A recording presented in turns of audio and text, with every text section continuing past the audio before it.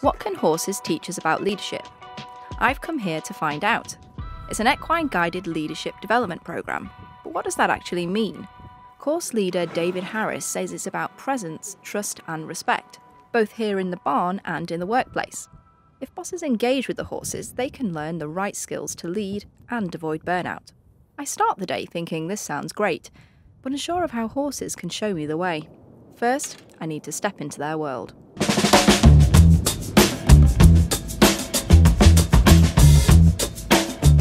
So how do I get to know a horse? Well, I have to do what they do and approach them from the side. After all, they're prey animals, so I need to show I mean no harm. If I make sure she can see me here, I give her an opportunity to smell me, which she may or may not. There you go, she can smell me from back here. Then I give her a rub, but I move away. Actually, she moved away from me. All of those behaviours are non-predatory. You know, so often a lot of discourse comes from the fact that well, this is our culture, and if it's different to yours, you need to adapt. You know, it's kind of creating confrontation where there's no need to be. When we can step into the world of others and understand it, then it's far easier for us to engage with them in that way.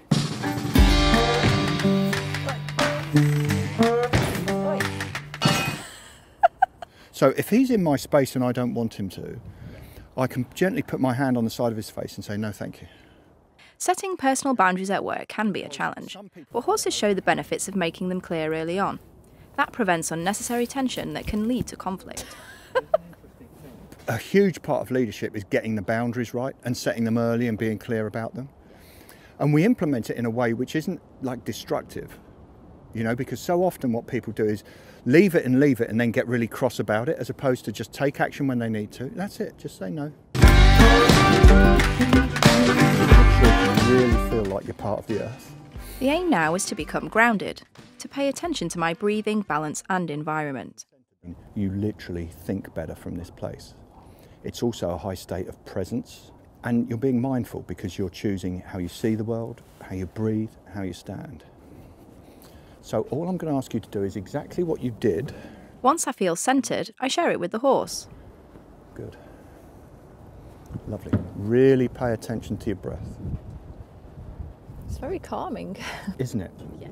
This is so often what's lacking, because we're operating from this high intensity, bam, bam, bam, bam, bam, and we assume that that's the way you get stuff done. Actually, you can get stuff done from here as well. Yeah. Because you're calm, but you're not whacked out. You're calm and present. I'm starting to realise why companies send their employees on these courses.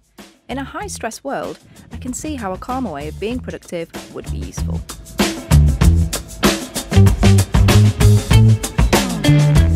Okay, so we're going to do a model of leadership now. This is David's classroom. He explains a three-part leadership model derived from horsemanship, but useful for people. The first position that we're going to talk about is this position 1, which is the energy of join me, come with me, follow me to where I am going. This is the position where we give direction, pace and destination, and this is about how we inspire the people we're working with.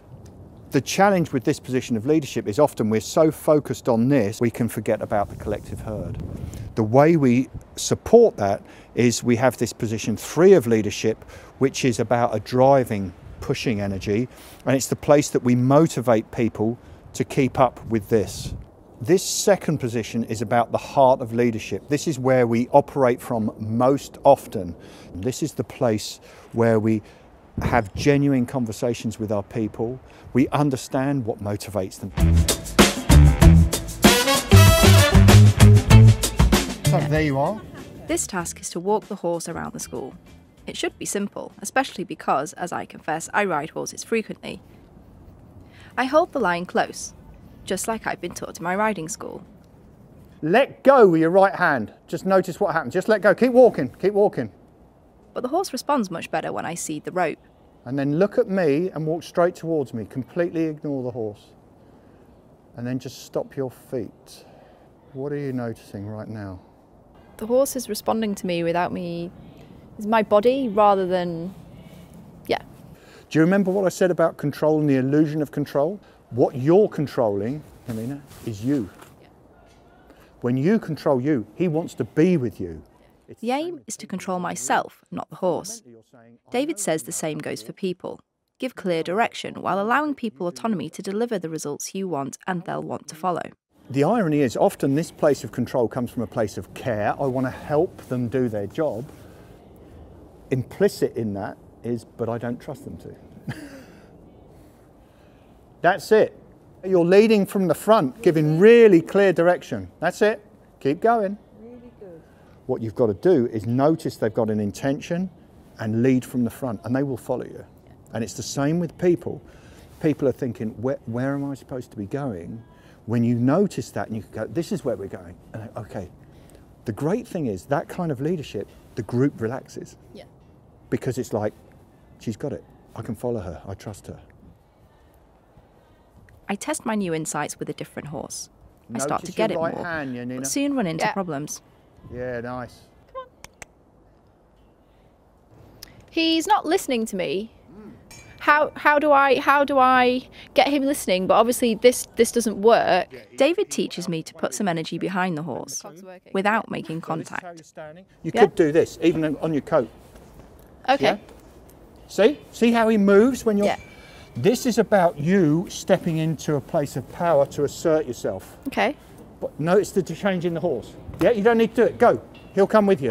And if he doesn't, now you are... Oh, look, what a surprise. That's it. Good. We have to be willing to step into that place of assertion. Otherwise, all the title, all the power in the world means nothing. Yeah?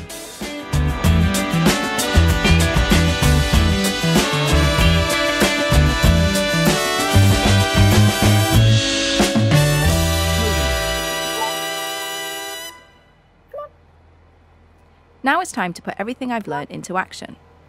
I need to be grounded and present to lead the horses at liberty. That's it. I Good. get off to a slightly unsteady start. There you go. And then something clicks. And when you feel you've got her respect, you drop the energy down. Come on. And you walk with her. Okay.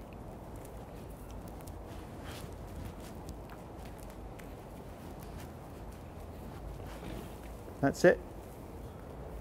There you go. Come on. There you go. Trust yourself and trust her. What are you noticing about how you feel? Weirdly, it just feels nice. Nice. What's nice about it? It just feels calm. Calm. Yeah. So you have relaxing. a connection. Yeah. And you're feeling calm.